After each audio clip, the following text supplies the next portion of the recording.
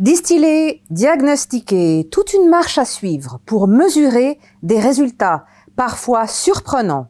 Le créateur de la boîte à outils de GeniusLife.me nous en parle dans ce passionnant échange. Restez avec nous.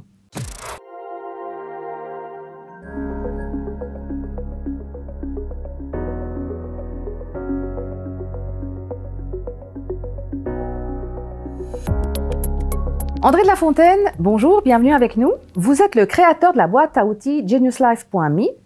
Nous avons vu le concept ensemble, nous avons vu les sources. Maintenant, on passe au point de la distillation et du diagnostic.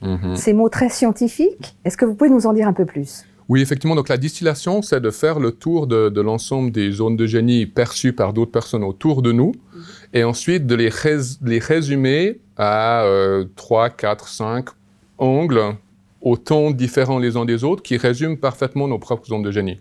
Et surtout d'exclure les zones d'excellence. Donc on se retrouve en face de ce résultat qu'on doit distiller, qu'on doit diagnostiquer.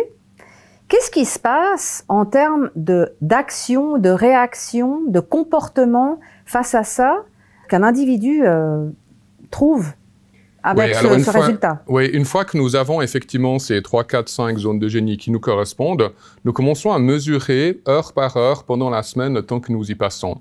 Et là, la réaction, c'est un peu l'électrochoc généralement, parce qu'en moyenne, les personnes passent 15% du temps dans leur zone de génie, ce qui est extrêmement faible.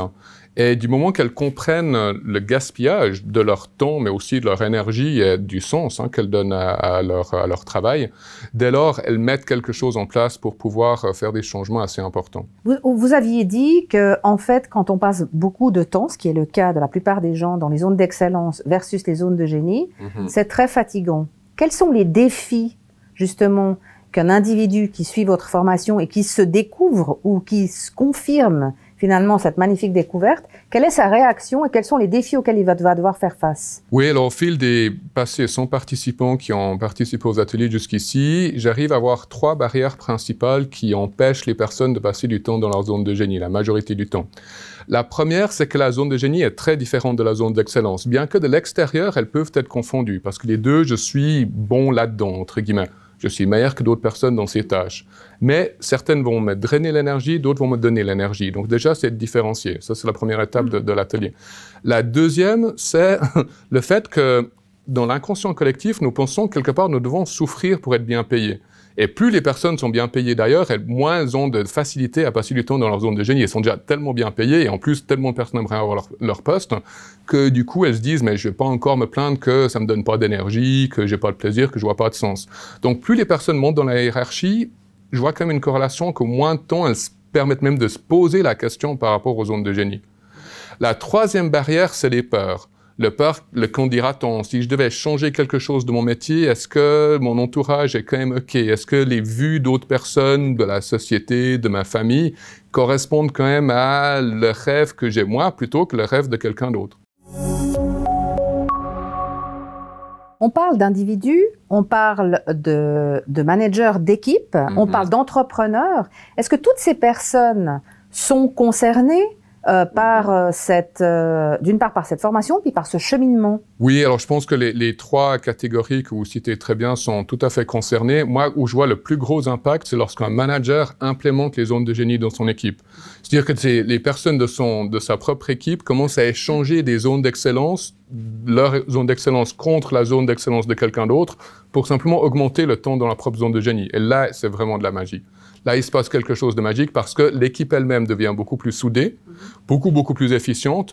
À l'intérieur de l'équipe, ça se perçoit, mais aussi vis-à-vis de l'extérieur. Souvent, on commence à demander au manager, mais qu'est-ce qui se passe là chez toi? Il y a un truc, c'est un peu magique là, tu peux nous expliquer? Et ça commence à se voir tout de suite à l'extérieur. Donc, c'est des leviers d'engagement, de motivation, d'énergétisation, de trouver du sens. Il y a beaucoup moins de turnover pour les employés, enfin, tous ces aspects très positifs, oui, bien sûr. Quelles sont les tendances, en fait, par rapport au management sur le marché du travail aujourd'hui? Est-ce que c'est considéré, ce genre de choses? Ou les gens n'aiment tellement pas les changements qu'ils vont surtout pas... comment ça se passe? Je pense qu'il y a un petit peu 2 écoles. Il y a l'école entre guillemets, plus ancienne où il faut tenir. Covid est un parfait exemple. Les entreprises qui espèrent tenir jusqu'à la fin de Covid, ça va être quand même de plus en plus difficile parce que la fin de Covid, on ne voit pas exactement quand c'est qu'elle arrive. Et le point d'après, une approche tout à fait innovante et plus nouvelle pour moi, c'est simplement de se poser la question, qu'est-ce que je peux prendre comme option positive, que puis-je voir comme côté positif dans ces changements? Et dans ces cas-là, c'est très clairement un différenciateur pour les employeurs pour un engagement. J'entends que pour les employeurs, leur plus gros souci, c'est l'engagement, aujourd'hui, engager de nouveaux collaborateurs, et en même temps, on a un taux de chômage qui est le plus haut depuis pas mal de temps, et en plus qui est en train de croître. Donc il y a un disconnect complet entre les personnes disponibles sur le marché et les personnes recherchées pour les employeurs, et justement de maximiser le temps dans les zones de génie des employés, permettent d'avoir des employés beaucoup plus engagés, efficients, énergétisés, contents de venir au travail, qui trouvent du sens. Et ceci permet même de retarder certains engagements. On peut dire que votre système de formation dans les zones de génie est une innovation, même si on a vu d'autres formations, mais celle-ci, elle est vraiment au cœur de l'individu même qui peut évoluer et se développer. Comment vous imaginez le monde de demain comme ça, dans la distillation, le diagnostic et dire « OK, on est face à ça ». Et surtout, l'autre question, c'est comment chaque collaborateur, individu, entrepreneur va surmonter. Parce que vous parlez de barrières et de peurs, mais à un moment donné, il faut surmonter ça pour passer à l'étape suivante. Alors, pour surmonter, je pense que c'est quand même très utile d'avoir un accompagnement externe. Le fait de mesurer, il y a une chose qu'on fait très bien dans le management, c'est de mesurer et on améliore ce que l'on mesure.